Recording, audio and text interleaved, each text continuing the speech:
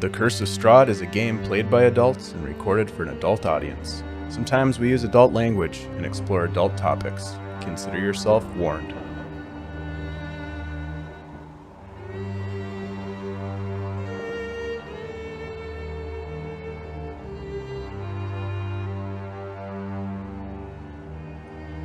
Hello everybody, welcome back. My name is Dave, your humble dungeon master. This is the Curse of Strahd on the Superior Adventurers Guild.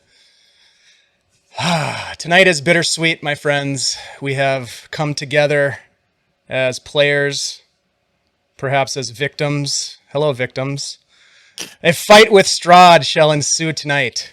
But before we do that, let's introduce ourselves, everybody. We're having a good time here, right? No need to get too dramatic quite yet. Andy, why don't you go ahead and introduce yourself? Hey, what's up, everybody? My name is Andy. I play Corben Brindal. He's a 9th level Oath of Vengeance Paladin. And yeah, ready to get back into this fight with Strahd. Andy, tell us real quick, how did Corbin end up in Barovia?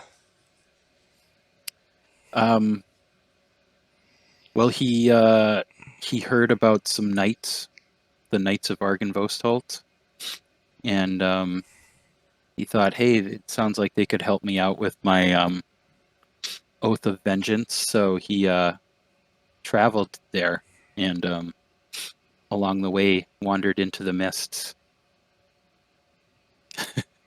Yep. And then found everybody else. Yeah, ran into this group, and the rest is Dungeons and Dragons history. Yep, nice. Well, we're glad that you joined us. You haven't been with us for the entire campaign, but you've been here for the bulk of the craziest parts. So welcome. Thank you. Shannon, hi. Hi. I am Shannon. I play Mara Brightwood, 9th level light domain cleric. She's hurting pretty good right now, but she's still got a little gas in her tank, so we'll see what happens. Yep. We shall see. Stranger things have happened.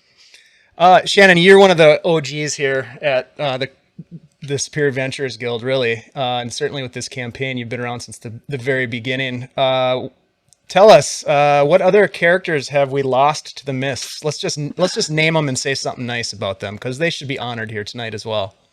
I will, and I'll first honor our DM. Because he brought this newbie into the fold, and I'm hooked now. So thank you for that. Absolutely. And for a great campaign and a good couple of years. I've been schooled a lot, sometimes the hard way, sometimes the kind way. So thank you for that. Tough love around here. So I think my first character was Enna. Can't remember her last name. Enna. Something, and oh shucks, she was a druid, half-elf druid. I loved her. I loved that character a lot, probably because she was my first one. And she is currently rolled up in a rug out at a winery.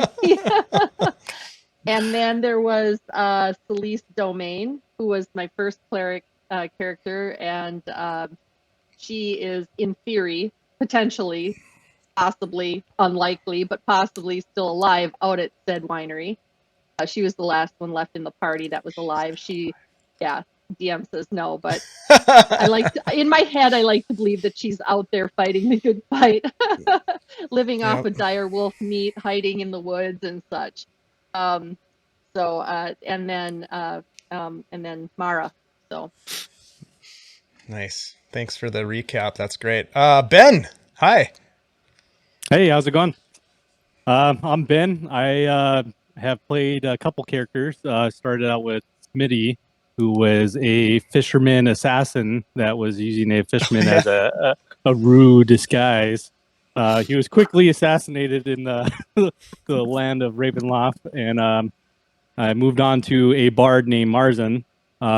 He did quite good until we got to the Wizards of Wine, where the whole party died. And now I play a barbarian, so I learned got smarter, and chose to get twice as much health and take tanky. twice as left.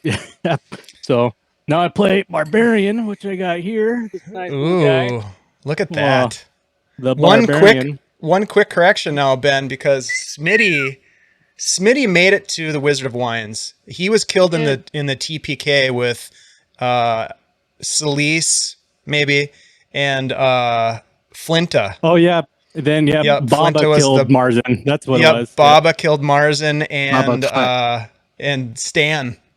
Yep. Yep, Yeah. the hut killed him. It That's was right. the hut that killed him. That's right. It wasn't Baba. No, As it I was the said, hut. I now play the half-drunk Barbarian that can't remember his previous characters. So, but so Cool. small. This is like Dave said. Yeah, we're wrapping up a very long campaign, and it's a game session. So we'll see Yeah. what happens here.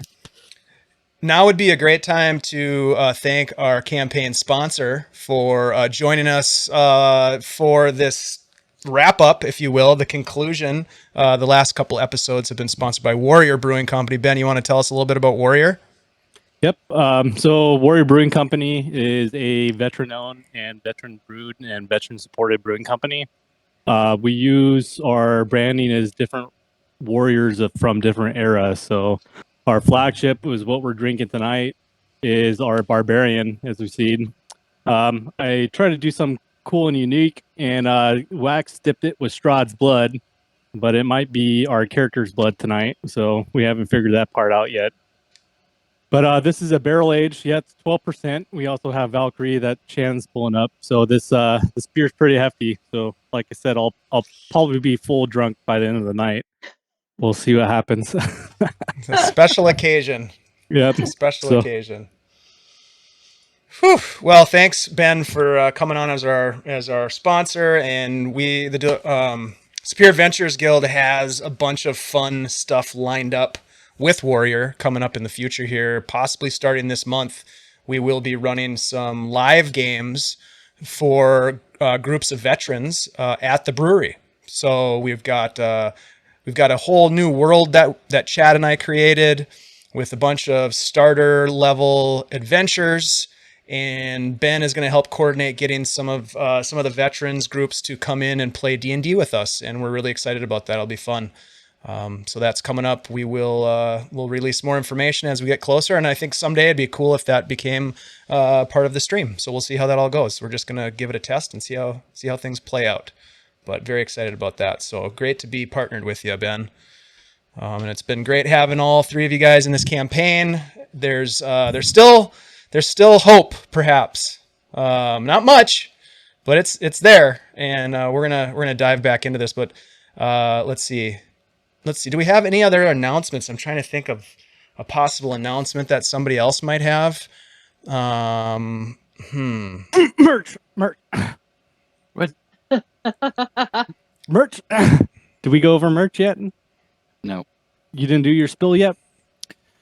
No, I didn't do my spiel. Do you have a What? spiel tonight? I really Do we have a bit? prepared. We don't have a Yeah. bit. Do the one where you do the one where you ask me the question. Okay, all right. I'll pretend like I don't know. Hey, Dave. Yeah, Do Andy. you ever go shopping? I have, yeah, once or twice. Well, you know how sometimes you go shopping and you forget your bag? You forget a bag and they don't have bags there? Yeah, I want a reusable bag. I don't want to use plastic bags every time I go shopping. Yeah, exactly. That's bad for the environment. Yep. Well, do we have the perfect bag for you? What? A Superior Adventurers Guild tote bag for sale on our merch site. Go Really? and check What? it out. Holy Moses. What else do we have, Yeah. Andy? We got t-shirts, we got sweatshirts, What? we got tank tops, we got stickers, mugs, masks. Notebooks. Notebook. I don't know We if do have notebooks. I think we? we do. We have 'Cause I ordered tapestries. one. Oh, nice. So we made one Tapestries, sale. We've made a sale. wall art. Yes. One sale. All right, there you Yep. go. See, these announcements are actually to get us to buy. Yep, they're our actually own working. stuff. Yep, they're working. Reminders. Oh shoot. Yeah. Notebook. Well, I gotta buy the notebook so I could write down the rest, everything else. That's again. right.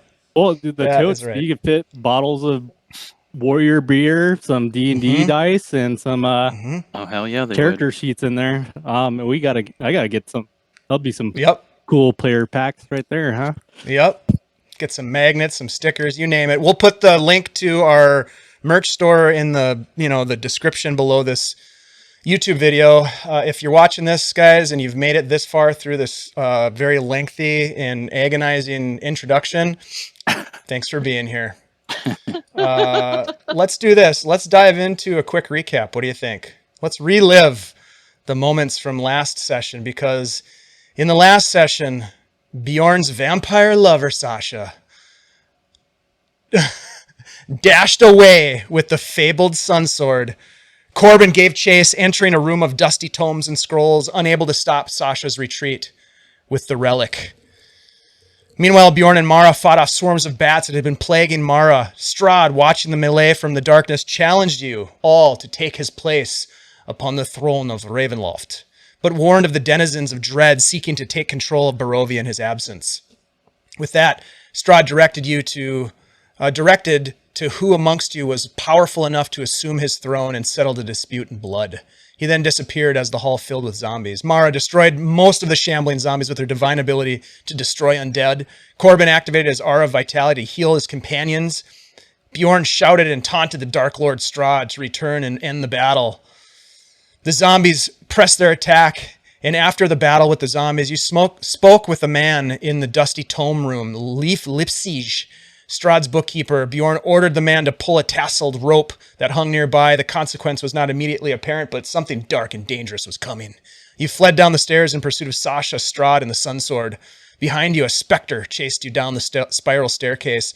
You fought it off, but ended up triggering a series of traps in Ravenloft's dungeon that teleported you into flooded prison cells. You escaped the cells and found a magical short sword.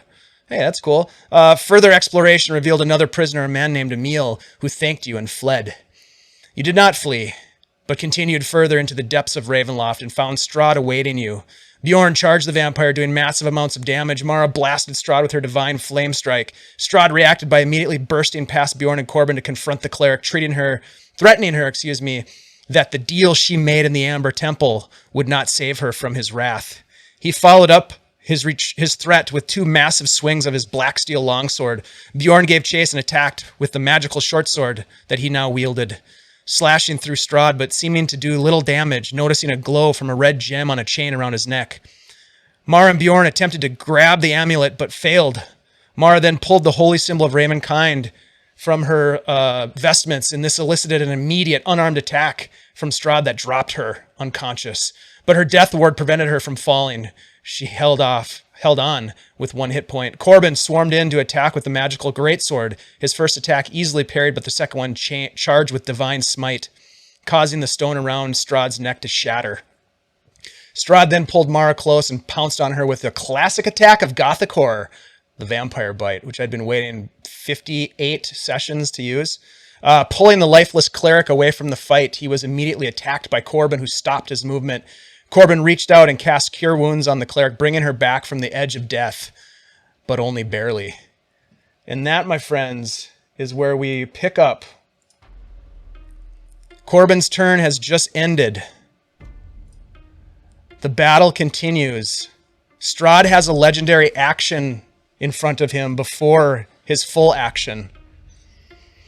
Corben having just healed Mara and brought her back from unconsciousness. Strad reaches down and starts to squeeze her neck as he looks at you with red, bloodshot eyes glowing. And he is going to make an unarmed attack against Mara as his legendary action.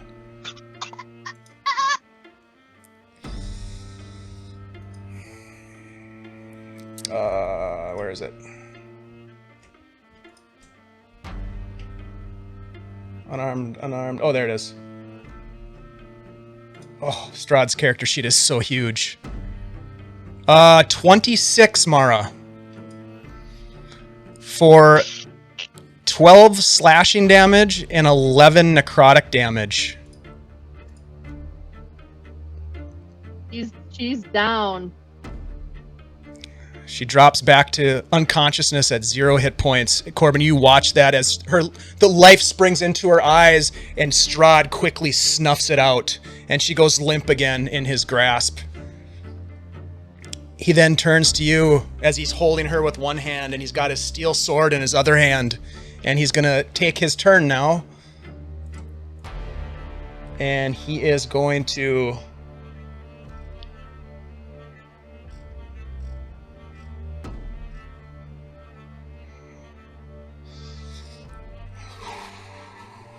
He is going to swing at you with his steel longsword. He's got 2 attacks. The first one is only a 13. He misses you as you parry the first swing. And his second attack, however, is a 21. That hits. First one misses. Sorry, I was muted. That's okay. Yeah, the first one misses. You parry it, but then he swings around faster than you've seen any of your combatants to this point. He's just like lightning quick reflexes. You take 15 slashing damage and 10 necrotic damage. Whew. So a total of 25? Yes, sir. Oh my god. All right.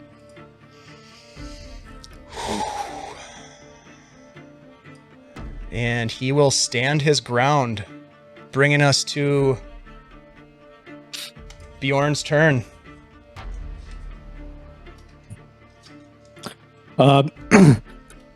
Bjorn is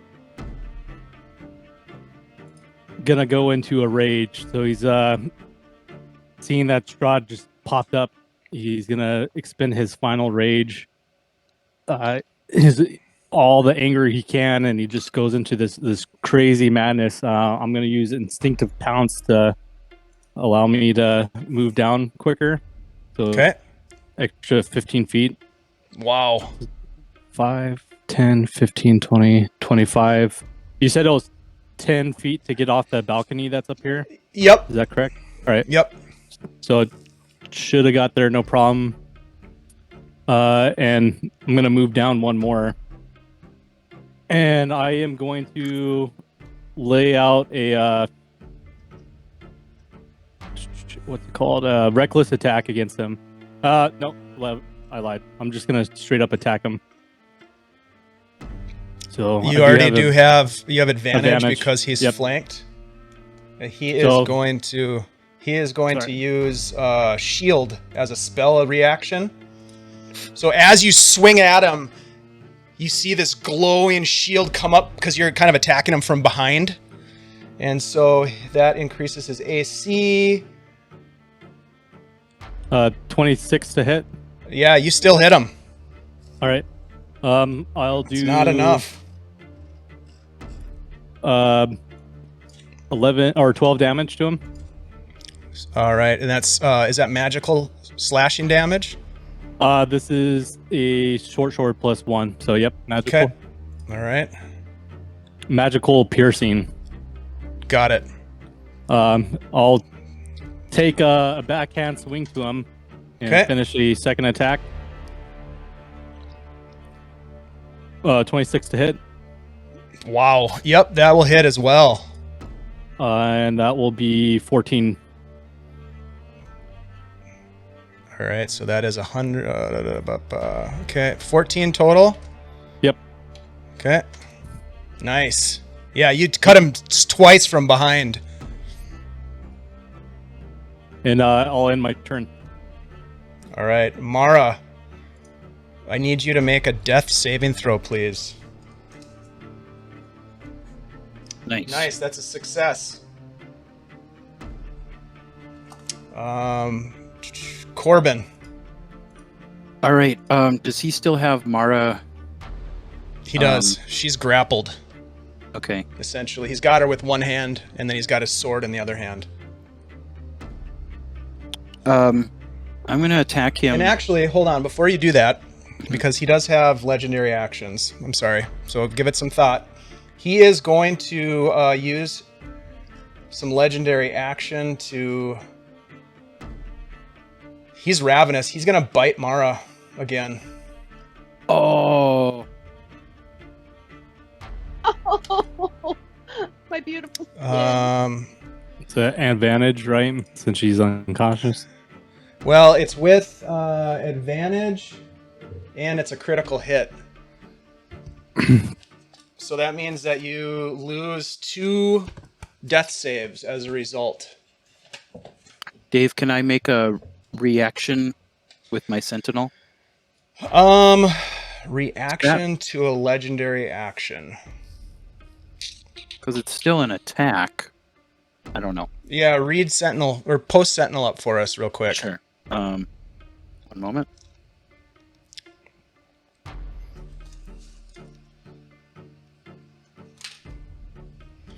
Let's see. When you hit a creature, an opportunity attack.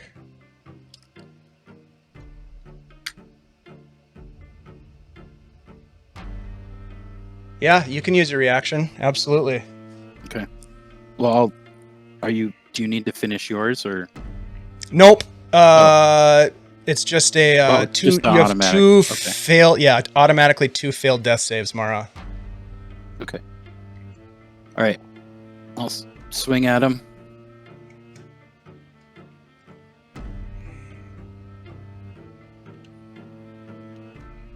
$17.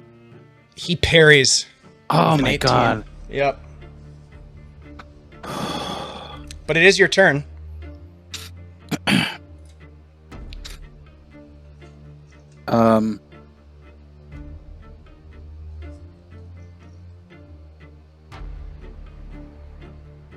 Is there You look at him. He just bit into Mara again, and his face is just covered in blood. And he just grins at you and says, "You will die this way too, Brindle." let's see.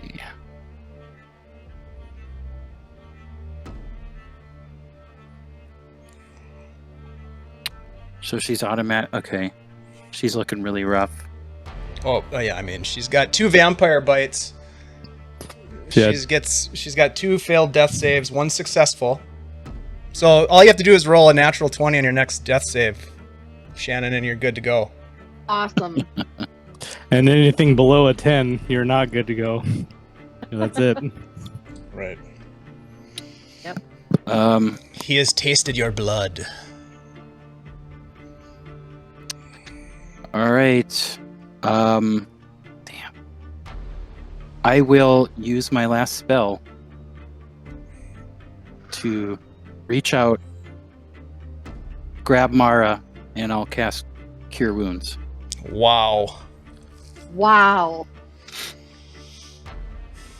So that's 1d8 plus my spell cast, which is 5. So 1 minute.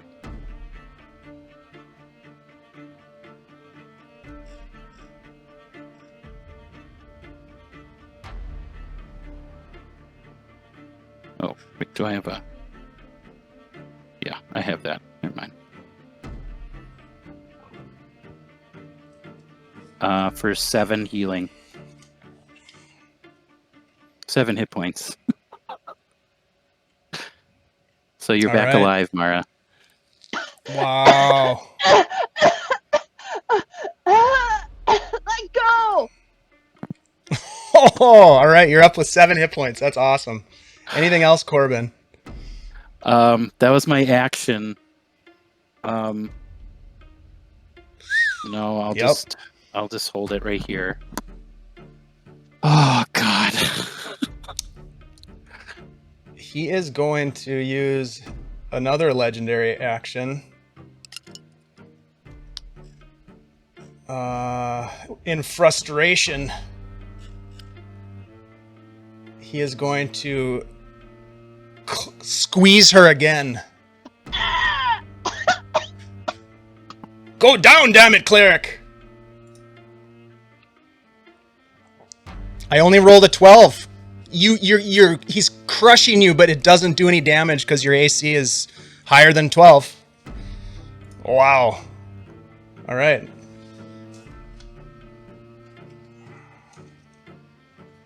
However, that does bring us to Strahd's turn. Mm-hmm.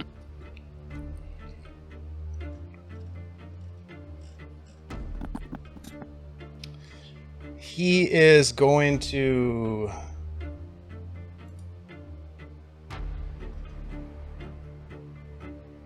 Let's see.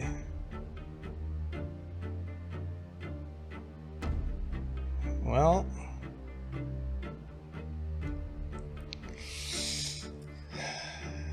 All right.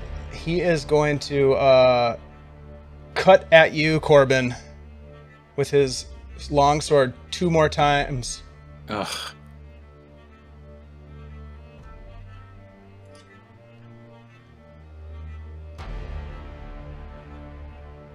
Uh, 16 is not going to hit. Misses. Yeah, you parry it.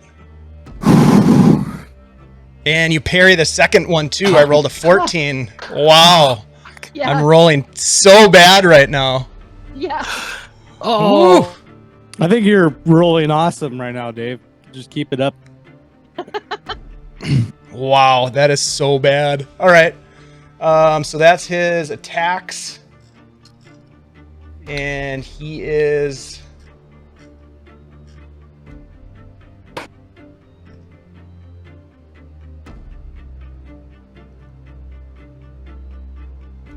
Wow. Hold on 1 second here.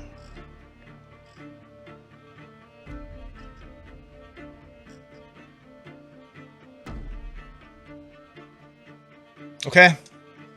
That's his turn. He stays where he is.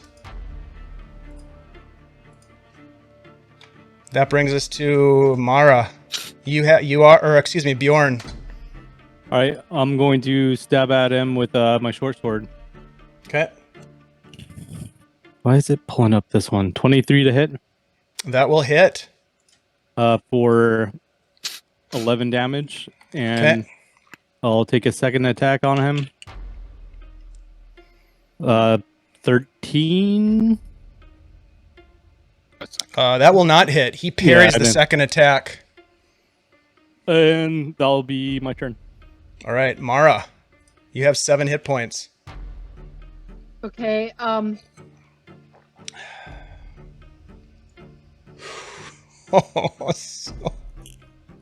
Oh, it's so great. I was rolling like 3s against you, Corben. Thank God. 3s and 4s. Okay. I'm gonna cast Guiding Bolt on him.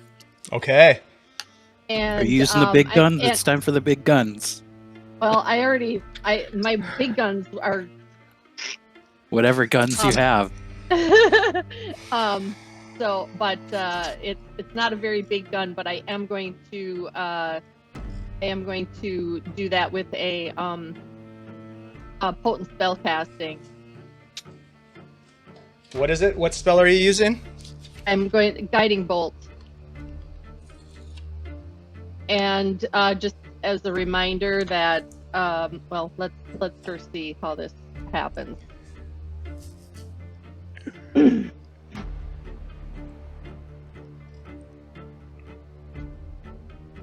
And then that's an additional 4 to be an To hit? 18. 4 to hit. It is hold on a second. Oh, that's to the damage. Or Blessed Strike, sorry. I think that's for cantrips, isn't it? No, I meant Blessed Strike, not potent spellcasting. Blessed Strike. Let's see. He is Wait a- going to, as you cast the spell, he casts counter spell. And as you try to reach out and fire off this bolt of radiant energy, it just fizzles. It does not go off. Yeah, it's a first level spell.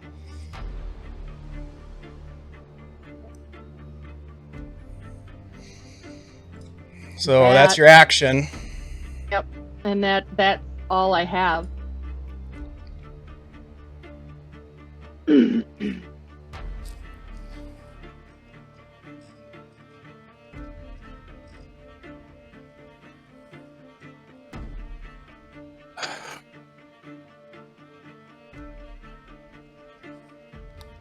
All right. Anything else? Is that it, Mara? Yeah, I think that's all I've got. Okay, that brings us to Corben.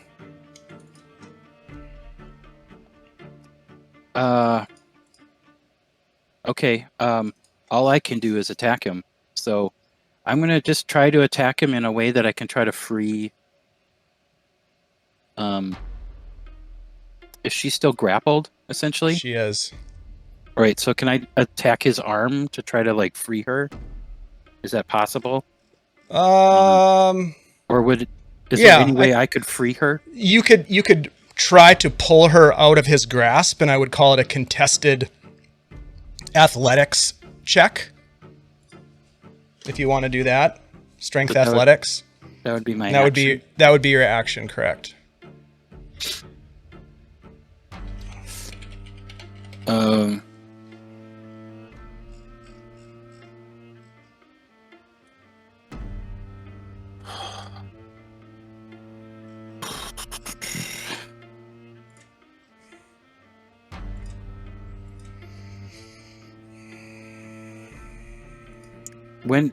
When she's grappled, are his attacks at advantage? No, she just can't move. Okay.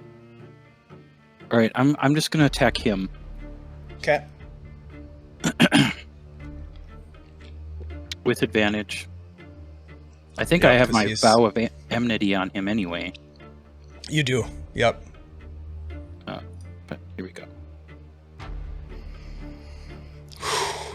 And actually, that reaction attack, was that with advantage? I don't know. Too late now. Yep. All right.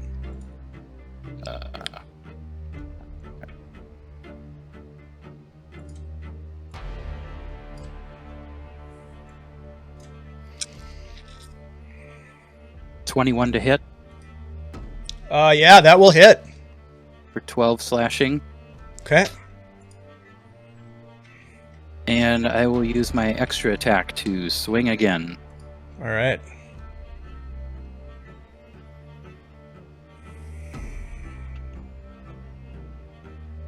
$27. Yes, sir. That will also 16. hit. You are definitely doing damage against him, and every time your sword cuts into him, he grimaces a little bit.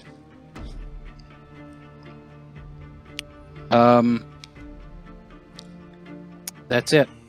That's all I got for now. At the end of your turn, he is going to...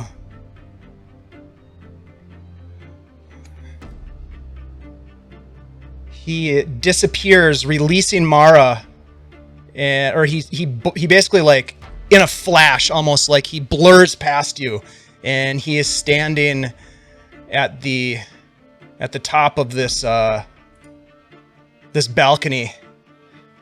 That is his legendary action at the end of your turn, and he turns to you and says, "Well played,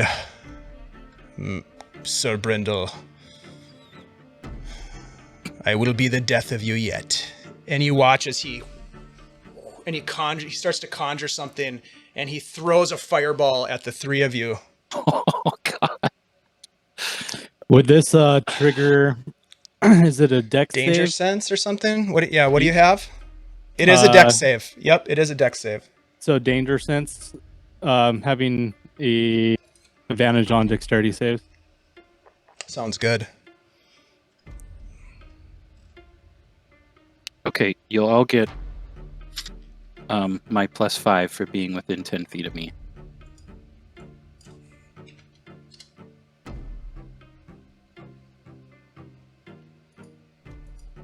So 22 for me.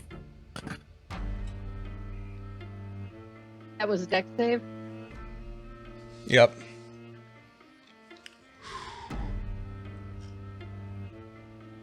Be 12. Oh shit.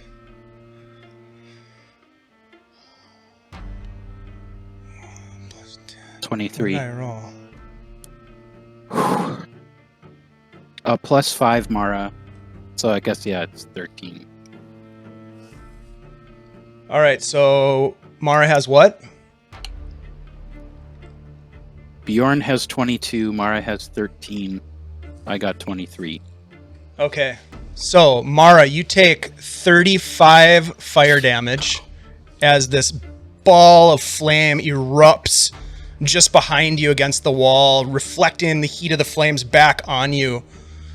Corben, you take half of that, so 17 fire damage.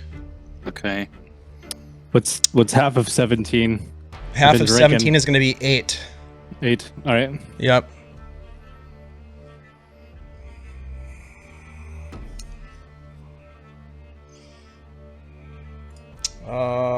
Let's see. And that is his action. Bjorn, it is your turn. You watch as Mara falls to the ground again, burning. I'll let out a mighty roar and chase after him. 5, 10, 15, 20, 25. From here, am I able to reach him? How much more movement do you have? I got 10 more, so I could get up then. Let's do this. Roll an acrobatics check to see if you can make it up. You just got blasted with a fireball, so you're not completely with it. 18. 18, yes, you can get up there. All right. You get up on top with him. Then I'll let out a reckless attack. You are tenacious, dwarf. I like your style. I don't have anything to say to you right now. I can't think of a funny thing to say, so I'm just not going to say anything else. I can see 21 why hit. Sasha likes you so much. Oh, sorry, not 21. 16 to hit. That does not hit. All right. I'll huff and puff and do his second attack. Okay. 27. 27 will hit. So for 10 damage. Okay. And I'll end my turn. At the end of your turn,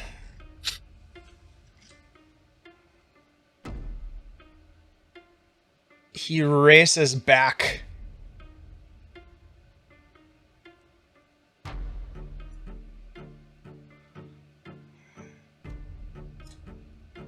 Oops, no, you can't get that far, but he can get right there, back to where he was. Whew. Mara, it's your turn. Death save.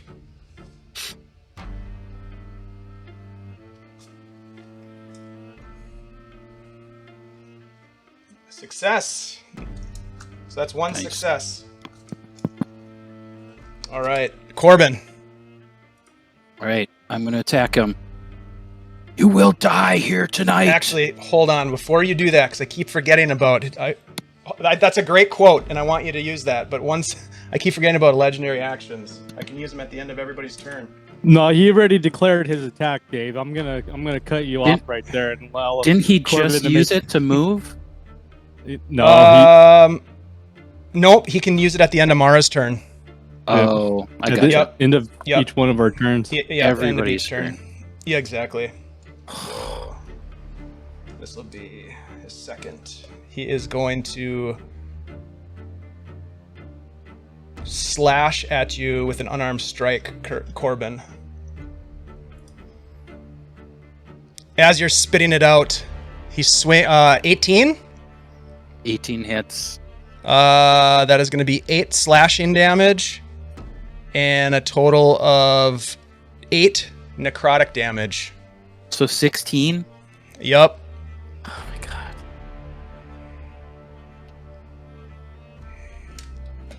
All right. Now you can say your awesome quote. Just. You will die here tonight! Yes! And I'll attack him. Come on, natural 20s. Where are you? All right. He is going With advantage. Yep, he's going to throw up a shield as you do this, but go ahead.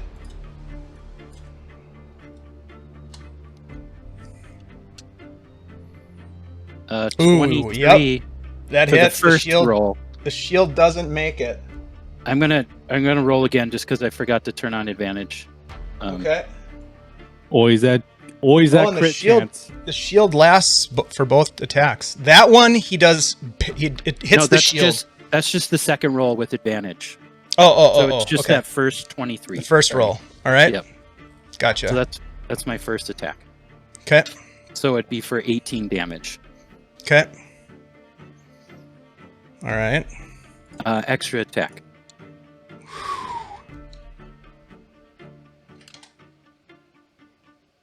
$27. Yep, that one hits too.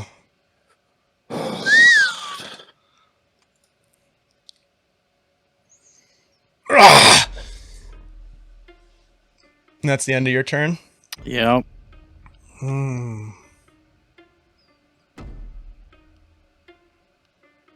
He is going to use his last legendary action of the round. God. Might not make it out of this round. And he is going to reach down and just slash his claws against Mara. Let's see. So if it hits, it will be a critical hit if it hits. That bastard. Yep.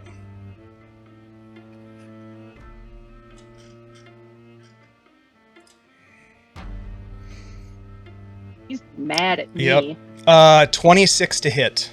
Ugh. Yeah, that So- hits. So 2 fails. You have 1 success and 2 failures. Now it's his turn. God, these legendary actions are crazy. This is why he's one of the worst bosses in D&D history.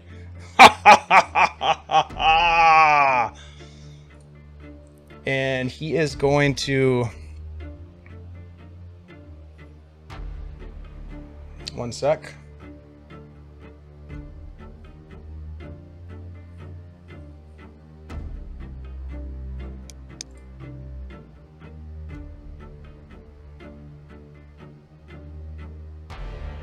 Oh, shit.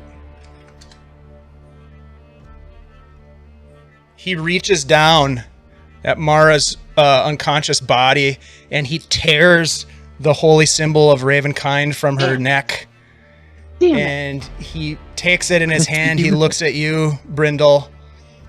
And he is going to swing his... He's going to actually take his sword and plunge it right into her. Ugh. If he hits, this is it.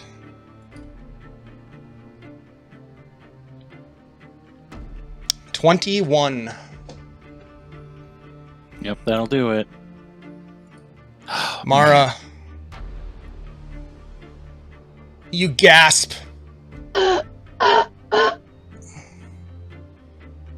as the life leaves your body. Swirling mists start to consume you. Tell us what flashes before Mara's eyes.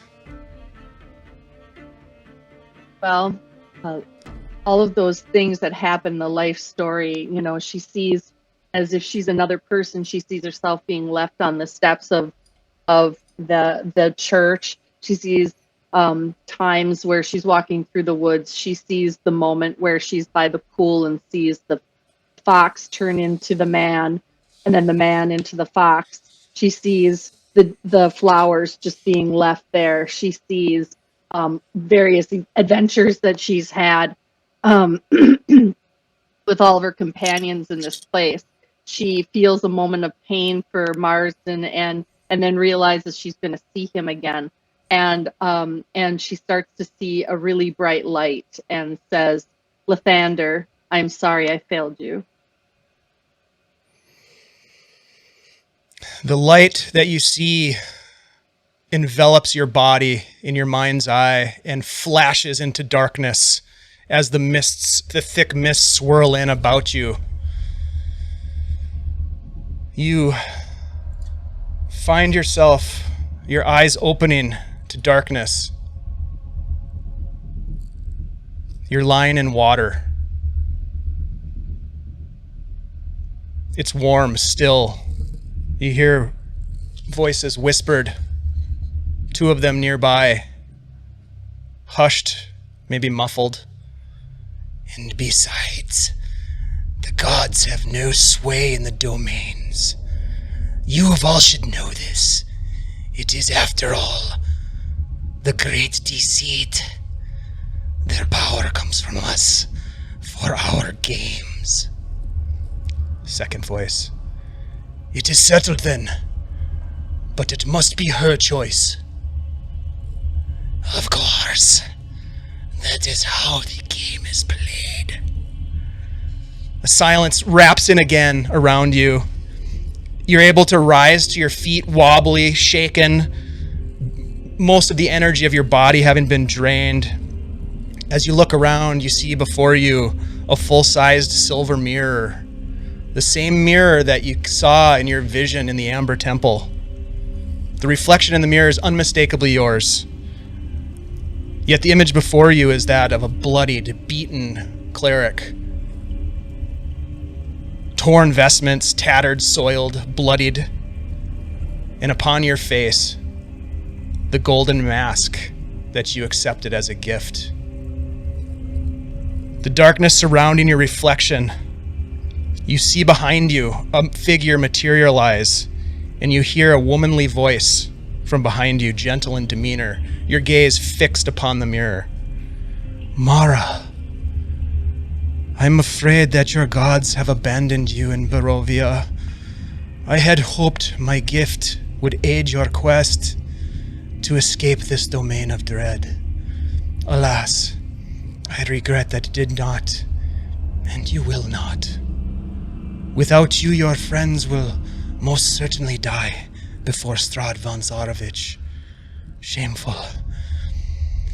There is but one final gift I may give you, but it will require the ultimate sacrifice. You must dedicate your soul to my patronage, for I am Vond, the Archangel Lavinia. And you watch as this set of massive wings unfurls behind you.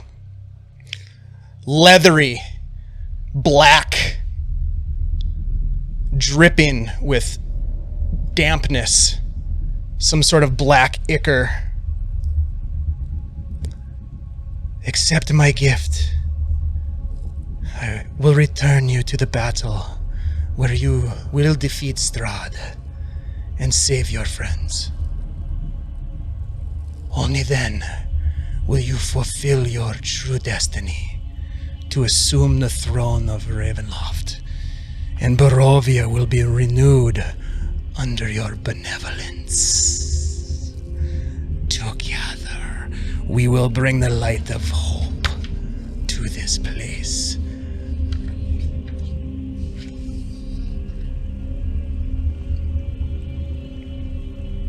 Well, that's a no-brainer, Mara. I'm just kidding. Oh, man.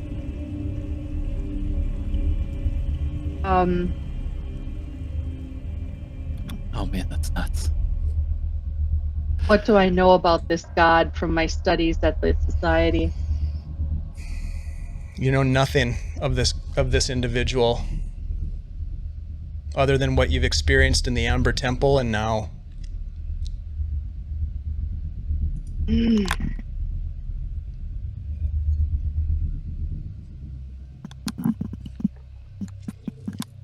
Will it be you or I sitting upon that throne?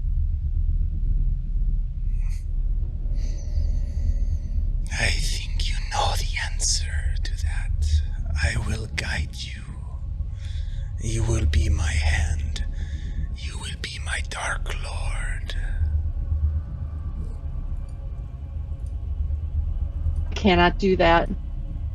I pledged my soul to Lathander as a child. I've lived my life in the light, and the biggest mistake I ever made was taking this mask from you. That was the one time that I didn't listen to my lord. My friends will go to a good place if they die, and if they don't, they'll bring light to the land, even if I won't be there to see it. Go back to hell. Very well. We had such high hopes for you, dear Mara Brightwood. And as she says that, the mists start to swirl thicker and thicker, and she disappears from the reflection, fading off into the darkness and the mists. And you feel this final searing pain of the mask as it tightens upon your face, pressing into your flesh, into your bone, and into your soul. And then you feel ripped from your body, and you are wound up by the mists and pulled away from the husk shell of your corporeal form that just slumps into the water. The mirror shatters, and you disappear into the mists. The rest of you are watching as Mara fights this last throes of life and death, and then goes motionless on the ground.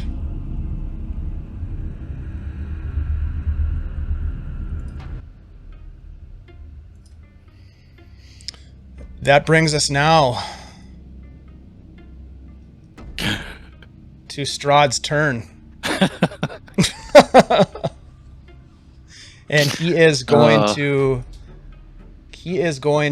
I need you, Corben. Nicely done, Shannon. I need you, Corben, to make a wisdom saving throw, please. As you feel the tightening of Strahd's grasp through his mind upon your mind, piercing and violating you.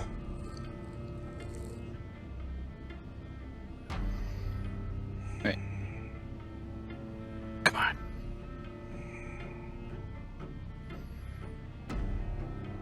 Oh. Fuck! Oh! Strahd looks at you as he casts the spell on you, and he says, "You will await your doom." And you feel almost paralyzed as he casts Hold Person on you, and you suddenly cannot move. Oh, wait. Can I use this? Nope, it's not. You're not being put to Not a sleep charm? or charmed. Yeah. Oh, it's Hold Nope, Person? Okay. It's called Hold Person. Yep. Okay. And then he turns to you, Bjorn, as he steps into the open.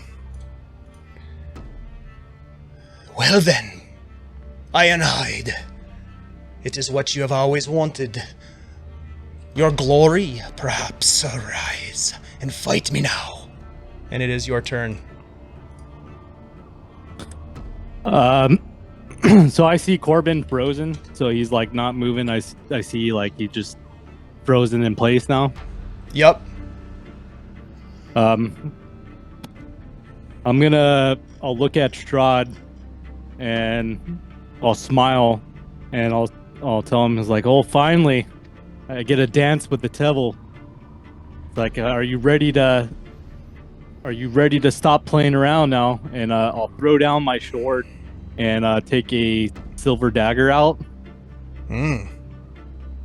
And I will jump down and attack him. Okay. So I'm going to attack him with a sword. Do not have advantage on it. Okay, yeah, he parries your attack. Is it a dagger or a short sword? This is a short sword. So I got a Okay. dagger. I dropped my shield, but I have a short sword in one hand and a dagger in the other. Okay, so the short sword attack, he parries. All right. Then, could I use a bonus action to attack with a short sword or with a dagger? So You can, but you don't get any bonuses to it. All right. I'll attack with that. Just take away the +9 to it. So I'm guessing that missed too. What is it? That was a 6. Yeah, that is gonna Yeah, miss. that I'm missed. sorry. I'm afraid Right. that is not gonna cut it.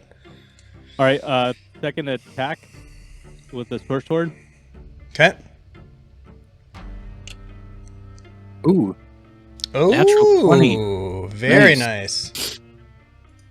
Total damage is 17. 17. Yep. Ha! Takes it as you carve into him. Then I don't think I get 2 bonus actions for No. attack actions, No. right? Just the one. All right. Just the one. Yep. Then I'll end my turn. Okay, and as you slice at him, you watch. Well, actually, no, it doesn't happen yet. Mara, you are no longer there. I'm sorry. Corben, you, my friend, can make at the end of each of your turns. So you're paralyzed, so you basically can't do anything. But at the end of each of your turns, you can make a Wisdom saving throw. All right. On a I'll success, the spell effect ends. Okay, I'll try to do that now. Come on.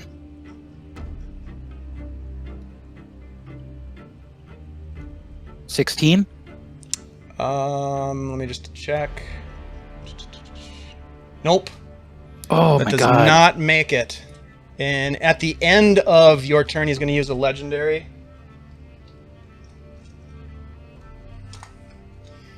He is going to make an unarmed strike at Bjorn. Were you attacking Reckless last time, Bjorn? Yep. Okay, so that will have advantage.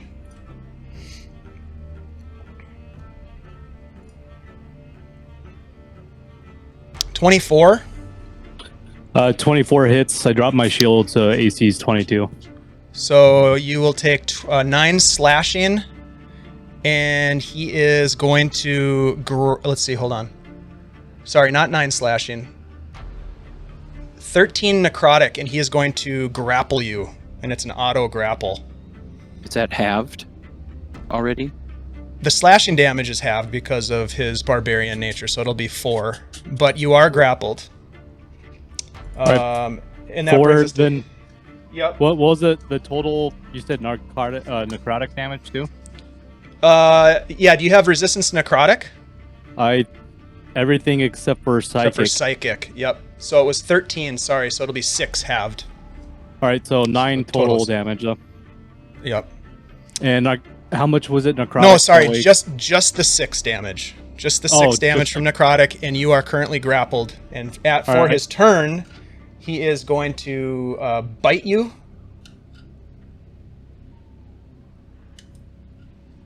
Attempt to bite you here. All right, is a saving throw? And it's with advantage, right? Because you attacked reckless. Yep. 21. 21 misses. So it's. Ah, you dropped your shield, pal. Yeah, 24 with my shield, 22 without the shield. Oh, I thought you said 18. No. 20, Oh. 24 with shield, 22 with. All right, so without he shield. misses. He misses, and then he is going to swing with his black steel longsword as his second attack.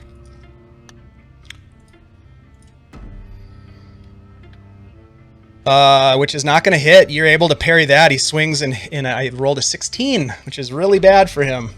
That is his turn, Bjorn, and it is now your turn. I am going to. So I'm grappled currently. You are grappled. All right, I could still attack him while. You grappled. can. Your movement is 0. That's all. All right, I'll attack with the short sword first. Okay. Recklessly. Woo! Wow! Which natural would you like to pick there? Wow! What? Yeah. At least somebody's getting them. You Wow! just rolled 3 in a row. You just You don't, rolled- you Yeah. don't grapple me, I grapple you. Yeah, you did. You rolled 3 natural 20s your in a last row. 3 rolls What? have been natural 20s. So 14. Wow, All right, that's then that's crazy. bonus I'm action sorry. for Yeah. silver dagger. Okay. That doesn't Um, have my +9, so that's a 10. That misses. He parries that one. Then extra attack with a short sword. 28's 28. gonna hit. Do you have So it- advantage? Yep, it's all reckless attack. Reckless. Okay. I think that's. Yeah, 28 hits. Yep. Let me double check reckless. I think it is everything on my turn. I I'll think just so post it too. Yeah. on your turn. Yep. Yep. All right, so a total of 11. Oof. Yes! You see his fangs. He bares his fangs at you. His face bloodied with Mara's blood. Wow, nicely done. Anything else? I will end my turn. Okay. He is going to... Oh, yeah. He's going to try to bite you again. Oh, Dave. Does he Yes, have sir. to? Does he have to make saves on the damage for the whole person? There is no damage. You're just paralyzed. No, I mean, does Strad have to make Constitution checks to hold that on me Oh, yeah. Hold on a sec. every So time? yeah, I Damn hit it. him a couple times. Yes, it is a concentration check, so let me go ahead and roll that. Or concentration, yeah. So you did 9, 10, 11, 12, 13, 14, so he has to roll con save. Then the second one was 11. Yep, so first one, 18, so that saves. Second one, 14 saves. Yep, thank you, Andy. Was it just 2 of them? Yep, just 2 connected. Okay. And that so I'm actually sorry, reminds me, so the vow of enmity, that's not a concentration, right? No, Okay. it's a channel divinity option. So I Yeah, don't- so he doesn't, there's no, you don't need to make a con save, but if you go down, it would probably end. yeah, I can print it here. That's fine. So I'm sorry, somebody was talking to me. So he saved. He did. Okay. Yep. So now it is your turn, so you're paralyzed, and you can make a, hold person. It is a wisdom saving throw at the end of your turn. Okay.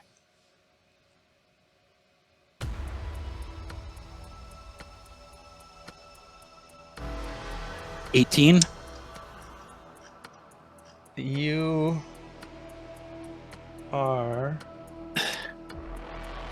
You are successful.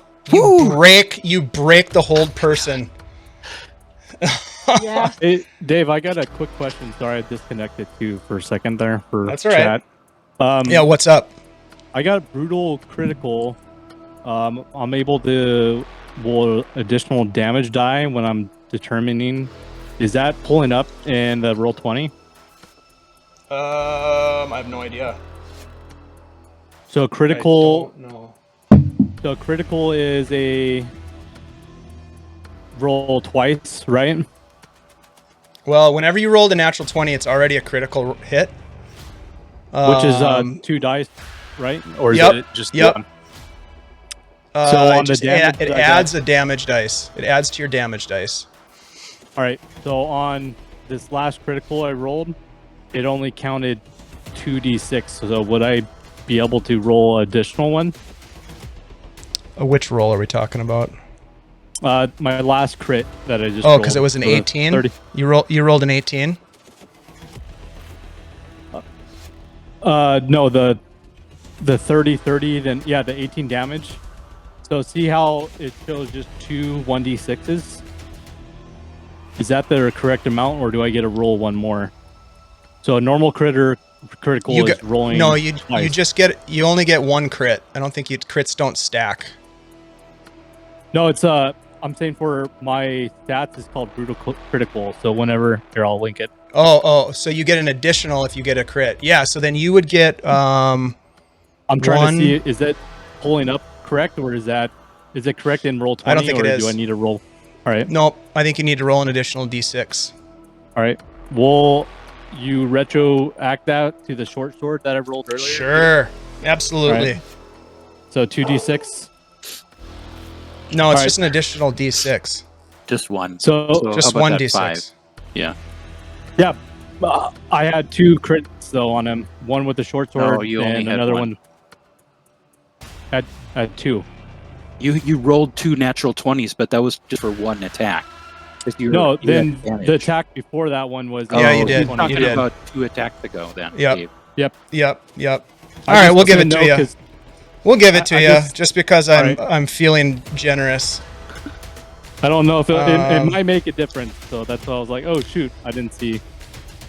Corben, you've come out of the hold person. You shake it off, and Strad is going to use his legend. He has one legendary action. He's going to use it to move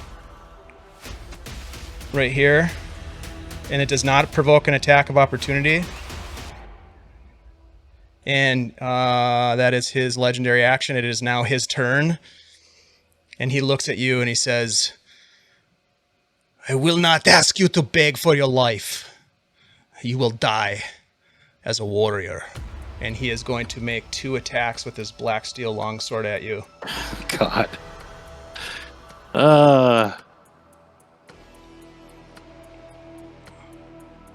First one, you are able to parry. He rolled a 15. Ching. Oh, fuck. The second one, Oh, come on. 22. Oh, That will be, 20 slashing damage Yep, that's it. and 2 necrotic. I had 12 hit points left. So I'm down. Yep, you fall to the ground. And then he turns his sword in your direction, Bjorn, and says, "It is just the 2 of us now. Prepare to die." And that is his turn. Bjorn, it is your turn. I am gonna run at him 5, 10, 15, 20, 25. Could I do a attack to try to shove him away from Corben? Yeah, you can do a shove attack. All right, I'm trying to push him away just in case he's trying to attack him again to allow Corben to death save naturally. Yep, so a shove attack is an attack roll. You can either try to knock it prone or knock it to the ground. Excuse me, knock it prone or push it 5 feet back. I'm gonna try to push him 5 feet back. It is a... Let's see. You make an athletics check, and it is contested by an athletics or acrobatics, whichever I prefer.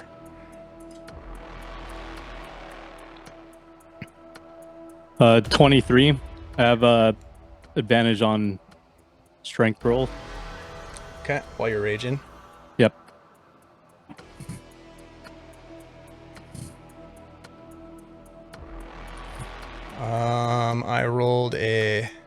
I rolled a 15. So you push him All right. 5 feet. Yep. 5 feet Yep. back. Yep. I'm gonna move up, and does that count as a attack? It does. Could I do so I could do a second attack on him? Yep. All right, so I'll do a reckless attack, the short sword. 28 to hit. Yep. Would I be able to use a bonus action to attack with a dagger as well? Let me just look at 2-weapon fighting really quick. I think so, but I want to make sure.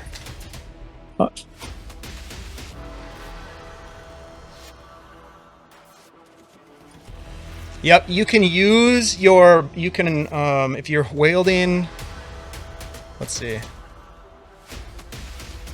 You're wielding a light weapon in each hand? Yep, light and a finesse.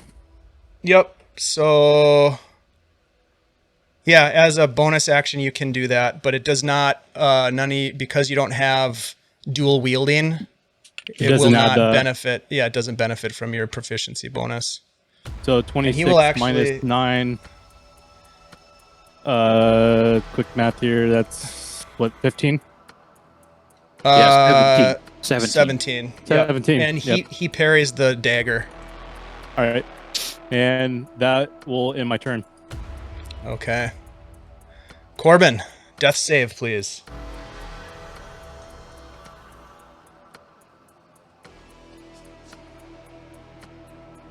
Ooh. 21. A death save is just a D10 roll, so a 15. Or do you have some sort of a benefit to death saves that I'm not aware of? I rolled from the death save thing. Yeah, and rolled 20. it's a D20. For death save, It's a D20. a D20, but it doesn't add any bonuses. It's just a straight D20. It might be have- my aura. He might Yeah, he might have something that allowing him to do a +6. Either way, I'm not sure about that. You'll have to check that, Corbin, Okay, by the 15. time your next turn comes around. But it's a Okay. 15, so that is a save. I don't have a book out here, so I can't look it up. Try looking it up on the internet real quick. Okay. All right, and let's see. At the end of your turn, Strad is going to use his legendary action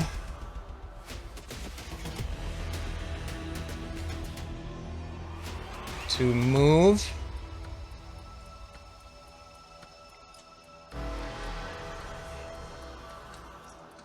And then he's going to use his action. Did he just teleport, or would that have provoked? No, that all? he moves, but it's part of his legendary actions, and it specifically states it does not provoke an opportunity attack when he does that. So he is going to pierce Corben Ooh. during his action with the black steel longsword, like he did Mara.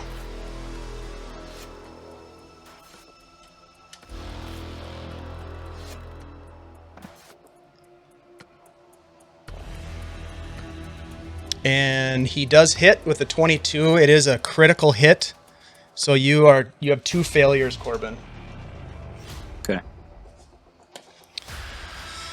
Your friends will surely die, and then it will be yours. But this is what you wanted, is it not, dwarf? And he will use his movement to come around and swing at you with his second attack of the longsword. He does have advantage. Oh, thank you. Because of your reckless. Yep. Yep. 23 to hit. Yep, that hits. So 10 total. So 10 slashing and 2 necrotic. So you take half of that. So half of 12 is 6.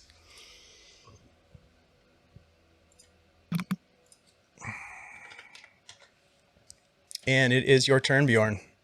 All right. You were a coward that attacks the prey. Why don't you just let them die on their own? And I'll attack him. I thought toward- that you would be more willing and able combatants. I was sadly mistaken. 21 to hit.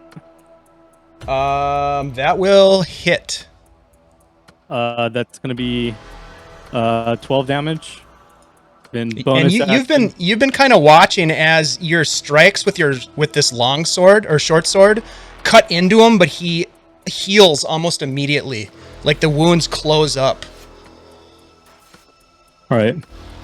And you're gonna attack with. What's your next attack? Silver dagger. He's gonna use his shield spell reaction. 24 minus 9. 15. Yep. 15 so misses. the shield goes up and you jab into it. Even without the shield, he would have missed. And your second attack. Short sword. 29 to hit. Jesus, dude. You're rolling like 14. a champ. That one hits. So he's looking. So it's looking like he's healing every time after I swing at him with the sword. He looks like he's taken some licks, but yeah, you can see that when he gets ready to take his action, like some of the wounds start to heal and he kind of radiates with energy. All right. But he looks like he's been getting hit. Definitely. So it's like he's still getting worse, but he's able to recover some of those injuries, type of thing. Roll an intelligence check for me. All right. And I guess what I'm asking is, if I cut open a wound, does it fully heal or does it just like slightly heal? You is can what either I'm roll looking for. you can roll an investigation or you can roll a medicine check real quick, and we'll just let the dice All right. decide. Let's see, medicine or investigation. I'll do medicine. 14. You get the sense that there's something about him, possibly his vampiric nature, that causes the wounds to be healed. There's like a regenerative power. All right. Yep. That- And that's the end of your turn? That's it. Yep. All in. Okay. Let's see.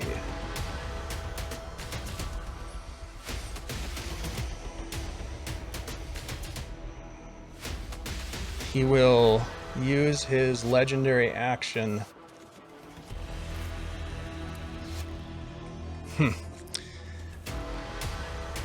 He, as you swing at him and he's able to withstand the blows, he looks at you with his sword, and he says, "Perhaps I was wrong about you, Ironhide. Perhaps Sasha is correct. Show me your true worth, and perhaps we shall let you join us here in the Ravenloft." And you need to make a wisdom saving throw, please, as he is going to try to charm you with his legendary action. All right. Give me a second. I accidentally backed out of roll 20 because I was scrolling too quickly.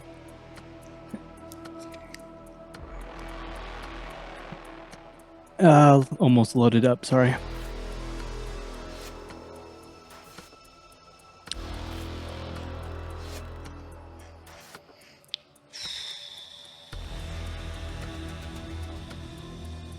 Super suspense. Sorry, guys. That's all right. I was trying to scroll on my character sheet, and then I did it too far, and now it went back on me. All right, I'm pulling up my character sheet.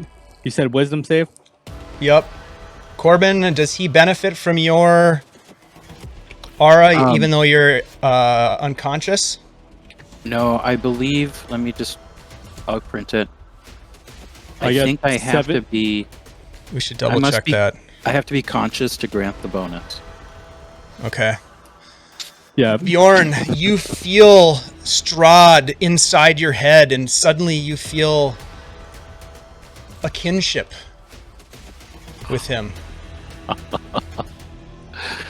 And he steps back from you and drops his sword. Actually, no, he doesn't step back from you. He drops his sword to his side, and he says, "Very good. Now," he turns to Corben, "finish him." But it's not your turn. It is Corben's turn. Corben, I need a death saving throw from you. You currently have 1 success and 2 failures. Yep. Okay. And did you find out what that additional +6 was that you were getting? Yeah, I think that I just put my aura ability in order to update it. I did a global +5, and then I think we that's what it was. we got an extra +1. Oh yeah, when we you lit the do have a. beacon. That's right. You do have a +1. That's absolutely correct from the beacon. So just a +1 to the death save, not Yep. the 5. Okay. Yep. Fingers crossed. Yep.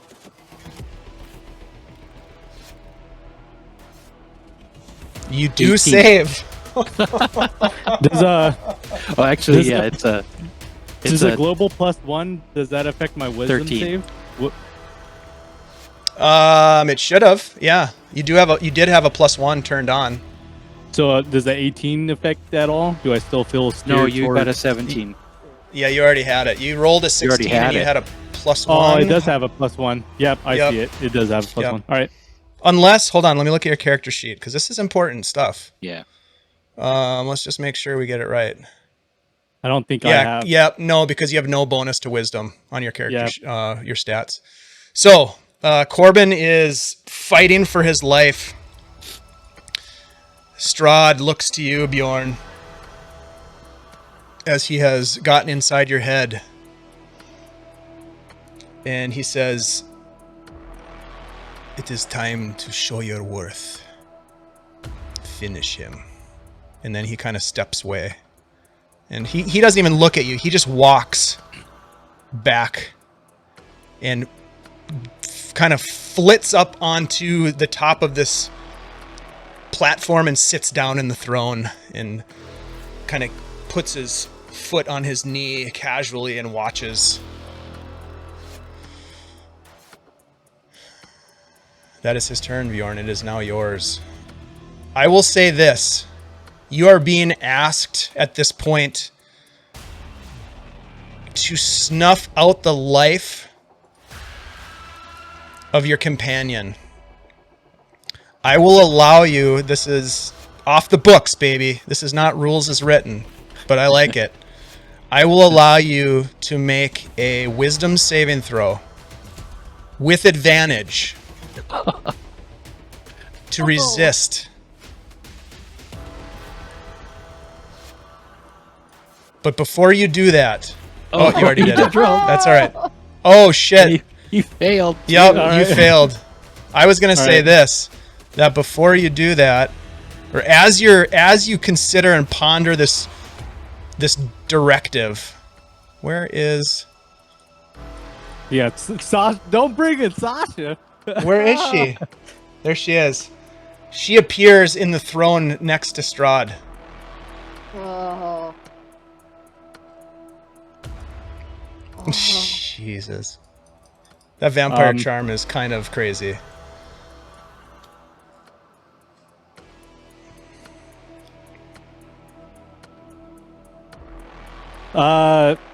Bjorn is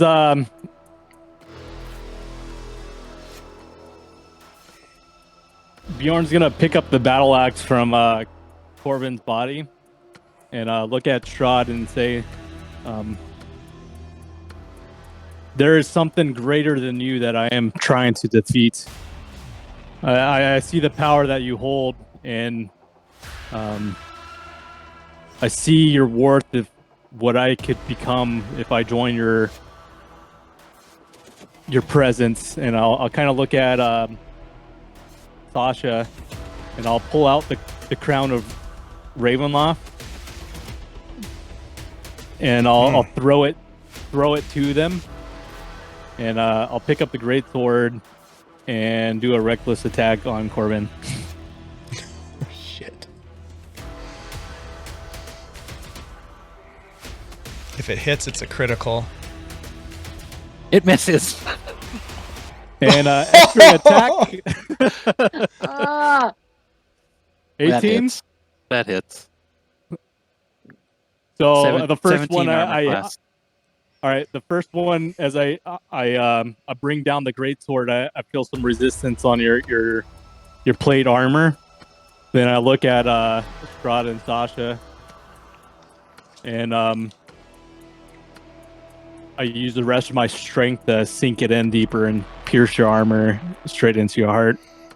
Corben, as you fight for your life, you watch as the mists swirl about you, suffocating in their power as they grasp and grip and pull at you like claws, pulling briars in a briar patch, gripping you.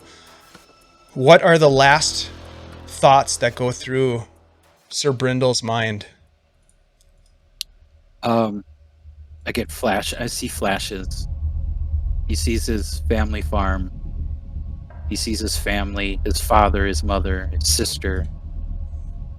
And then he sees like dappled sunlight, like sunlight shining through tree leaves, flashing into his eyes as though he's walking through a dense forest canopy with a canopy overhead.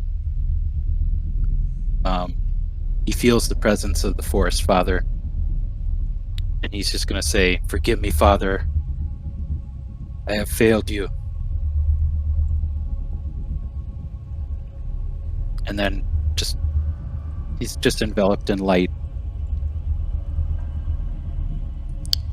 The light is warm, it is reassuring, but it quickly fades. And your soul is left to languish in the mists as you and the light are separated from each other. and you look down and you see denizens of the domains of dread howling in pain and suffering as you join their ranks. Bjorn, Strad releases his grip on you immediately after you pierce through the skin, severing... This is going to be a little gross, but for dramatic sake, severing Corben's head as it rolls across the floor. Oof, that's dark. But you are no longer controlled by his will. And it is your turn. I'll look at my companions as they go through, and you almost can't believe what you just did, in a sense. Like, you look down at the blood on your battle axe and at your companion. How does that make Bjorn feel? Bjorn, he's seen companions fall before. He definitely feels sorrow that he just slayed a friend of his, and with that, he kind of used that dread to kind of consume his heart, and he looks for something that kind of make him feel better, and he looks up and he looks to Strad and Sasha, and looks at Sasha, then back to Strad, says, "You are not my enemy. You are a great adversary for sure, but there is something greater than you that I am looking for, something I'm trying to defeat. It's like we could battle this out till the end of time, I feel, but you are not the one that I want the stories told for my death or for my victory. That person is Tarhawk, and I will join your ranks in order to strengthen myself to defeat this enemy of mine." And I'll kind of kneel down and kind of put the great sword by my side. "If you wish, I will join your ranks. But if you will not have me, then I'll finish this battle. And either the stories will be told of your death, or the stories will be told of mine." And he kind of just sits there and waits for Strad's response. Wow. Wow. Strad looks to you, and Sasha immediately, almost as if she flies towards you, comes to your side, and she puts her hands like around your neck, and she starts licking the blood off of your face and your wounds. Strad stands, and he takes his time, but he walks towards you.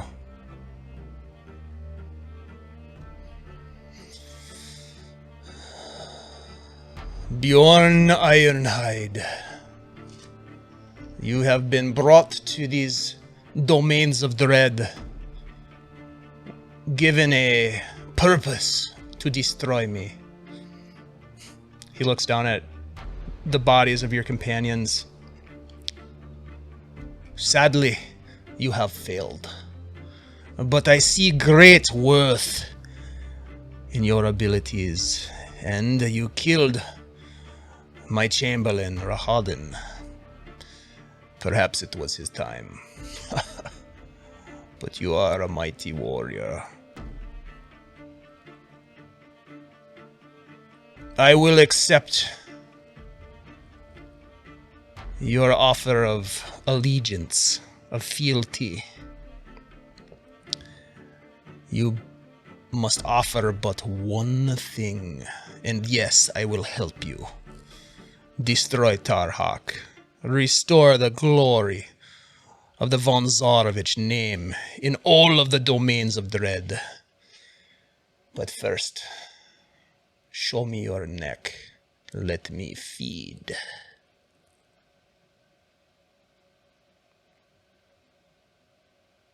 Bjorn will he'll stand up and take one of his axes and cut into his neck. And he's like, with my blood I show my mercy and show my allegiance to you. As I said, I came here looking for something that was great, something that would prove my worth as stories of defeat.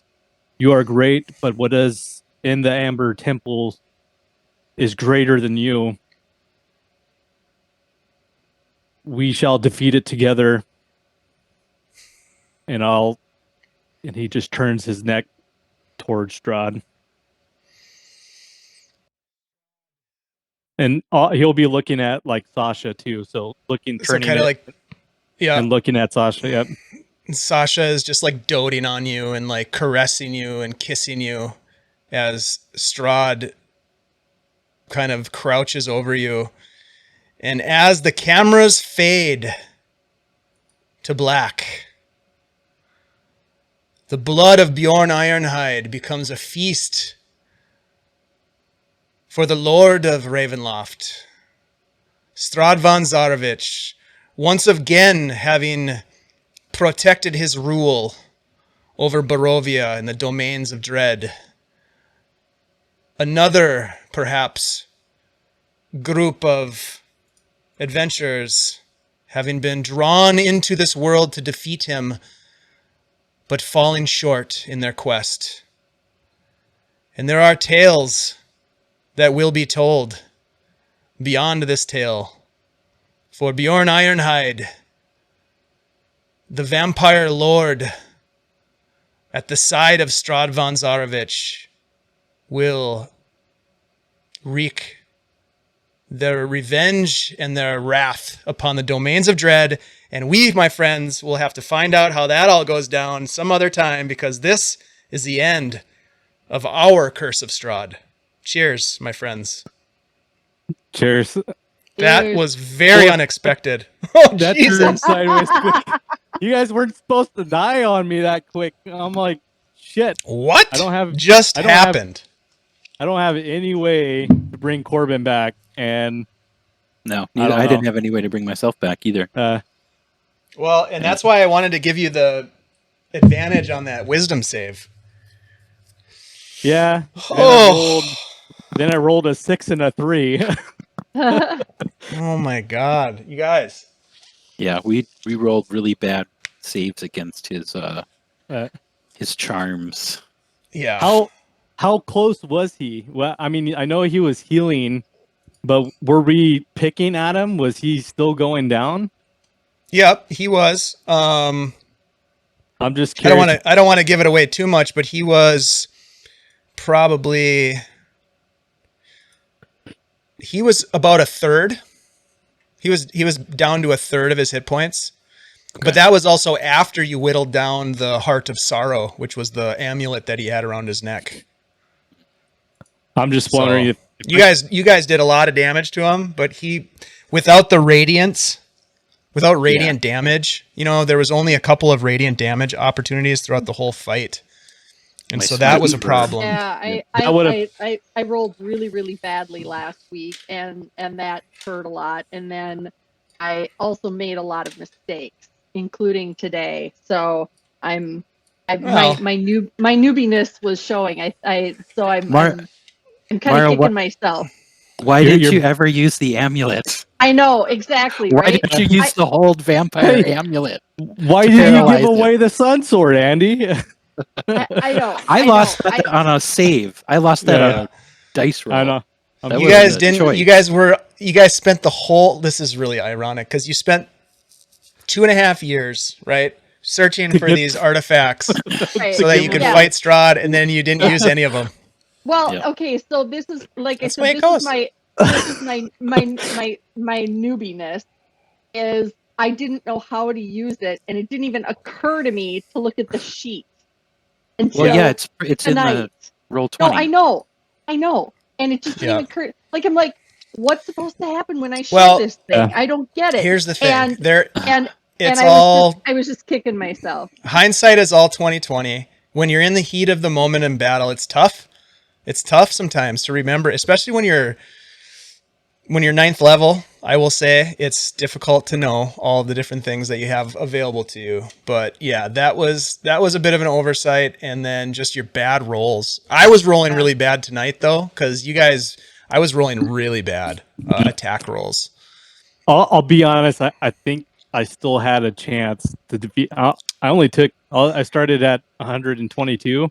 I'm at 102 HP right now, so I'm able to self heal too. But the thing is, instead you chose to be his servant. Yeah, dude. Here's the thing. I could have probably and he gets Sasha. Beat Strad. Yeah, but Strad has minions, dude. Like it was a lose-lose situation. So yeah, I probably would have been able to get him so close, but the dude doesn't want to die. Like he's just gonna call in. He had everybody at his disposal in his castle right now. So the only way I think we would have been victorious if all three of us would have live still as he got. I mean, Sasha's right there. Yeah, she's not gonna freaking let him die. I was impressed that Mara resisted the temptation to help her friends. Although I was surprised but impressed. I thought you would take it to go help your friends survive. But Mara's moral compass was stronger than her desire to save her friends, which was. Well, I just knew that they would end up in a better place or a worse place, depending on the choices they made. Yeah. Corben was alright. Bjorn is straight up. No, Corben and Mara are stuck in the mist because your souls never leave Barovia. If you die in Barovia, you are destined to suffer in the mists. Yeah. Now Bjorn, you might all the souls that die. Yeah, exactly. You might say that Bjorn actually won, in a sense. Yeah. Well, then he becomes an undead spawn of the. Yep. But he's still better than there. Watering in the mist. Yeah. Yeah. Bjorn, I did not expect that at all. Yeah. That's what was going through my mind was Bjorn, his whole reason for coming into the mist in the Barovia was to fight something, to fight a great enemy. That way his clan would sing stories of his battle, either his loss or going through. And when he saw a Tarhawk that was a greater power than what Strad was, he felt like that battle, if he lost to Strad, so this was like going on in Bjorn's mind, was if he died to Strad, it wouldn't have been as good as a story as with Tarhawk. So he's a greater evil. So he's chaotic. That Tarhawk thing was too tempting. Yep. So here's what I think. Here's what I think we should do. I mean, obviously if Bjorn ever is played again by a player, he is going to be a vampire, of course. But I think that you could make a strong point that we, at some point, I'm not saying right away, but at some point we do a one-shot where Bjorn goes after Tarhawk. And Andy and Shannon, you guys can play. We'll figure out what kind of a character you can play. But you would maybe be like with Bjorn on the quest to kill Tarhawk. So that might be a fun one-shot. Maybe their souls somehow come They're back summoned. in the Amber Temple. Yeah. Maybe it's not their full selves, but maybe their spirits or something. That's true. Oh. That is very true. Wow. In the sense, I didn't really become evil because I don't know. Oh, that's a hard sell. That's a hard sell. Not evil. He didn't say, well, you guys were dead regardless. So, dude, once you become one of his minions, he literally controls you like a puppet. Yeah, but here's the thing. Corben, you could have died from him or a friend's hand. I almost wanted to say, and I missed it, and I was like, shoot, I missed the opportunity. As I sunk the sword in Corben, I wanted to hold your hand as your breath was leaving you. And that way, at least you were with a friend when you died. God, I felt really bad about that, but it seemed like the thing that Strad would do. Yeah. That's what totally. It was so twisted, Yeah. The first miss, Well, that's all I was like, well, at least I have my second attack, so I could And punch I was like, had to do reckless. Had to do reckless. I was, Well, yeah, man. that was the thing with Mara was, she had that second of temptation, but all she could think of is she didn't like being controlled by Strad, so why would she want to be controlled by this evil leather winged bitch? No way. Yeah. So That's a hard part. Strahd. I struggled with that scene because I wrote that out the other day, and so I wasn't sure at first. I wrote it out, and she was like a glowing, brilliant, radiant creature, with beautiful white feathered angel wings and that kind of thing. And then I was like, I don't know. And then I was like, well, in the moment, that's what I have written here actually, but massive angelic wings open behind you, glowing in radiance that pierces your vision with a flash of bright. But then I went dark with it. It just seemed like the right thing to do. Would it have made a difference if I had changed it to glowing radiance and angelic? Would that description have changed your mind, do you think? I'm just curious. I don't know. Honestly, I don't know.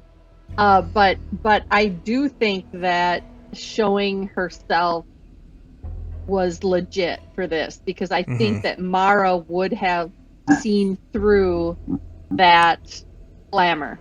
Yeah, I agree. I think you played it out perfectly. Yeah. Yeah, I mean, I didn't want to. I really wanted to go back to battle. I didn't want to be her minion after the battle. So, yeah. I just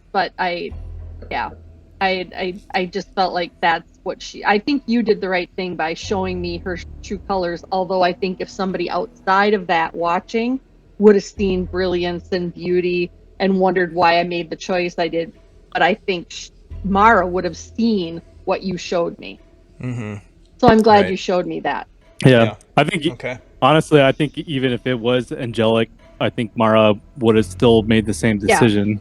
Because it's like, knowing Mara, because you're asking her to betray her god, and there's nothing tearing that away from Mara. She had to renounce her god, basically. Yeah.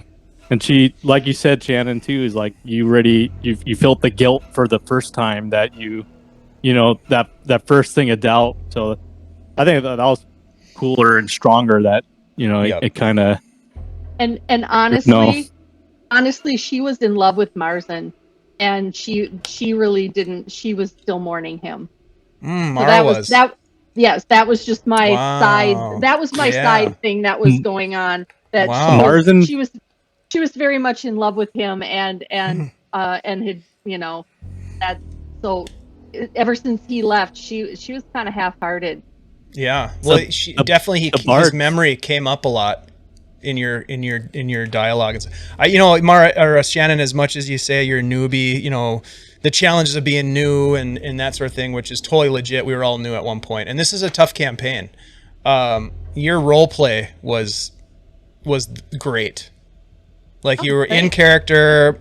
90% of the time you pulled off like what your character would do, and like there was a time where I don't remember what it was. It might have been after Mars and Stan died, where you were kind of going on this tangent of describing something, and you were like, I don't know if it was you or your character, but you were improvising like tears, and like I was getting teared by watching you. So that was really cool. I think that was super cool. Like the RP for this group, from the get-go was really good. So I think, yeah, you're kind of undercrediting yourself too. At 9th level, there's a lot of spells that go into it. I played 5e since it's been out.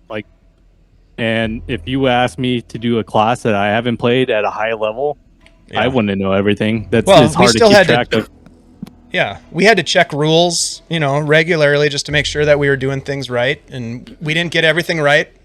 I screwed things up from time to time and whatever. But it made for a great story. Like, this was a fun story.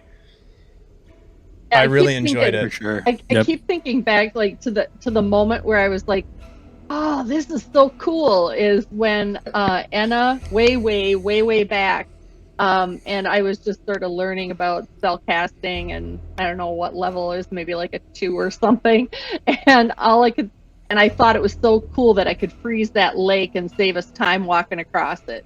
Oh yeah. And I was like, Yep. oh my God, this is so fun. That was sort of the minute for me that kind of like, I'm God, in. That was.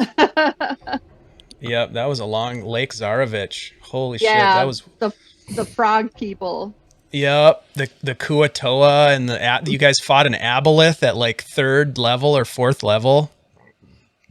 After having just fought the hag at the windmill. Oh yeah. Jesus. Yeah, I thought for sure the hags were gonna kill someone, Yep. but Well, typically they do. yeah, I got a behind the scenes question. So was the person that Mara was seeing in her final steps, was that the same type of dark power as Tarhawk, or is there multiple ones that are there? So it's all part of Tarhawk. All right. Mm-hmm. Yeah. Well, the not Amber yet. Temple has multiple dark powers. Yeah. And So it's not yeah. just the one, right? All right. Right. Yep. You guys all, I think. Well, maybe Corben didn't. I don't remember. Did Corben have a temptation? No, you made the saves. all my saves. Yeah. Yep. You made the saves. So I never had a bad dream. Casimir accepted the dark power of one of them. Mara accepted, and then Bjorn, you did not accept. Yep. Until the end. Until the very end, you accepted the No, I dark didn't. power Strad. Yeah. I accepted Dark a Lord. lesser evil. Yeah. The He's dark gonna make lord, you his not a dark butler. power. Yeah. Oh, you can justify it all you want, Barf. Well, hold on. You guys are you're about to embark on the second series of this. What's going on, and you'll learn soon that there's a bad person. Strad is. You think Strad? I don't want to give too much away, but like Strad is, when you look at it, the whole realm of Ravenloft, and you guys will kind of learn this as we're going. But Ravenloft, there's different domains that's in it, and there's dark lords that control the realm that are there. Like they're evil, but also they're not that evil because they're just like puppets in this big realm of red. So the dark powers is what controls it. So it's like Strad is not evil technically because he chooses to be. He wants out just as much as everybody else. So, but there's other dark lords that don't know they're. I mean, there were a couple of different times, at least in the last battle, where he was like, tell me who of you will, assume my throne. And, he's a tormented soul for sure. Yep. As much as he's a bad guy. Didn't that come up in like one of the visions or something? Yeah, the Tatiana. Like his only reason for existing right now is to find her. Like here's the thing, though. Also, you guys being the players that you are, would totally sidetrack. You never latched on to Irina or like she. Do you even remember Irina? Yeah. Oh, you do? Okay. So I have a question. So like one of the things that I was kind of hoping, and I don't know if this is possible or how it's done or whatever it was. We made friends along the way and told them what we were doing. And so like there was peace in me. It's like, where the hell is Esmeralda? She should be here helping us. And where's Irina? And like thinking about these people who, in theory should, the berserkers, and you should be here battling with us. What the hell? And we never got with them though. That's that. We never really sat down and like, hey, here's what we want to do. Like we're on the same quest. So that's what we're coming to, is I'm going to be tying that kind of together in this next kind of going through. So this is what all just happened now is going to unfold of what we're going to continue doing. We're not going to be in this dark of a realm, but the people and the choices that we made is going to influence this next campaign setting that we're doing. So that'll be fun. Because we could have had Elsmeretta, like what Dave was saying, the guy that was in the cell, we could have used him as a person to fight Strad, but we made choices basically to fight him alone. Well, Esmeralda was waiting for you guys at the tower. I don't know if you remember that, but she was at the tower. You were supposed to meet her there. We never went that. There was. She brought the kids from the werewolf lair. Yep. She went. Yep. She took it Once to you the. saved the kids from the werewolf lair, that's where she was going, and you guys went to the Amber Temple. Or no, you went to Berez. Perez, Then yeah. then the Amber And then you Temple never was went over. back. yeah. You never went back. Yeah. You went straight to the Amber Temple Yeah. from there. Well, then we went to Argynvost. Argynvost told to Yep, you restore relit the the beacon. dragon head, And then you That went was the whole to thing. Amber Temple and instead then of we going went to Amber to. Temple. Yep. So Yep. there's a lot of choices that would have helped benefit us in the fight against Strad. So we literally all of the assets that we had, which is crazy, like what Dave was saying, we gave them all away. So we were just fighting them as just us. So all of our weapons, all of our resources, all of our allies, like we went in with our pockets emptied. So Yeah. Well, But maybe even- we'll have to run. We'll have to run this campaign again someday and see if we Yeah. can do a better job next time. it'd Yeah. probably So- be a little bit quicker. So the cool thing about Yeah. this campaign is you could run it multiple times and it could change because there's a lot of side stories that we didn't even go down. So Yeah, there's a lot of the information. Taroka. Remember when you met Madame Eva and she gave you the Taroka reading? That's a randomized reading. So that dictates where the Tome of Strad is located, where the Sun Sword is located, where the Holy Icon of Oh, wow. Ravenkind, Yeah. and But who there's- your ally is, and where you're gonna find Strahd in Ravenloft at the end. So that But- reading is totally random. But we And so we the game barely can be different every time. Wow. yeah we barely brushed Kresk. We barely talked to the Wizards of Wine. Figured that part out. The Mad Wizard that's Well, up you in the hill. burned down the Wizard of Wines. Yeah. Yeah. Yeah, we kind of. And Yeah. you But, met the I mean- wizard in the mountains. I know. I was hoping that the wizard would show up again. That Well, was I part like- of I our first wanted- group, though. I know, Yep. but I wanted to meet him again with the different Yeah. characters at a little bit higher He- level, and Yeah. yeah. There's so many NPCs in this module. It's crazy. There's so many. Yeah, even Esmeralda is looking for someone in particular too, and we never ran into that person Yep. either. Yeah. Or we did, and we just didn't realize it. Yeah, Right. this group of characters never did, but the original group of characters ran into certain people that could have been used later. So yeah, I was wondering if the toy guy was actually that Von Richter dude. Oh, Blinksy? Yeah. Or I thought I was- Blinsky? Blinsky was yeah. not. No, nope. Was he a bad No. guy or was he a decent guy? He's just a toy maker. He's just a Alright. creepy toy maker. You know, because his stuff kind of came up a couple times. I was like, I wonder if that. And because Mhm. I got the book down the street, maybe it was the bookseller. Oh, But- yeah. Yeah. God, all that So I- Valakai stuff where you guys were Yeah. like dealing with all that political intrigue. God, Yeah. that was like 2 years ago. Yeah. I was, So I was a I have a good 3 question. months of play was just in Valakai. You guys went to a town. Yep. Before Oh yeah, you never arrived. experienced that, Yeah, know. that's right. They got Never involved went. with the local politics. There was like a coup that was overthrowing the burgomaster in the town, and they got recruited to help. And Smitty was in the stocks. Remember that? Yeah. Smitty was Yep. put in the stocks and saw his own death. Oh yeah, you saw your own death at the Ilvis River crossroads, like right after Barovia, after you left Barovia. Anyways, Yeah. so many So There's a things. lot. I have a question. I have a question for you guys. So you guys who've played a while. So I've been thinking about this, about our next campaign, Yeah. and I'm wondering about like on the one hand, I could be a cleric again and just be much more proficient at it because Yeah. I've done this before, or I could choose to do something completely different and be like just as stupid as I was this time. And so, and you know, I don't think that. I think that's a Well- little So- harsh. No, I know, critique of I think yourself. if- I know, but you get what I'm saying, right? Yeah. So I would Yeah. say I'm mocking. I'm mocking. Yeah, I would say do something, whatever you think is going to be the most fun. So Yep. if you want to play a fighter Dragonborn or whatever, I know that's kind of been your You dream. totally want me to play that Dragonborn fighter, don't you? Well, you mentioned it so many Well, times. But even I if would you say know what- playing go ahead. even if you wanted to play a cleric, again too. Now you know a little bit of what's going on, so Yeah. you'll be able to at lower levels have more advantage of it. So Well, and here's the other thing too. The hard part is the cleric for yours. You're the most powerful class in Ravenloft. Yeah.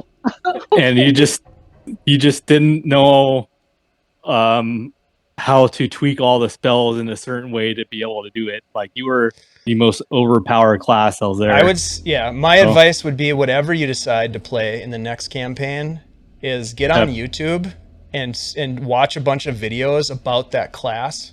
Just type in like 5th edition cleric, 5th edition, just do a bunch of research. Kind of cleric were you again? I did some, but not a lot. A light cleric. A light cleric. Yep. Cleric.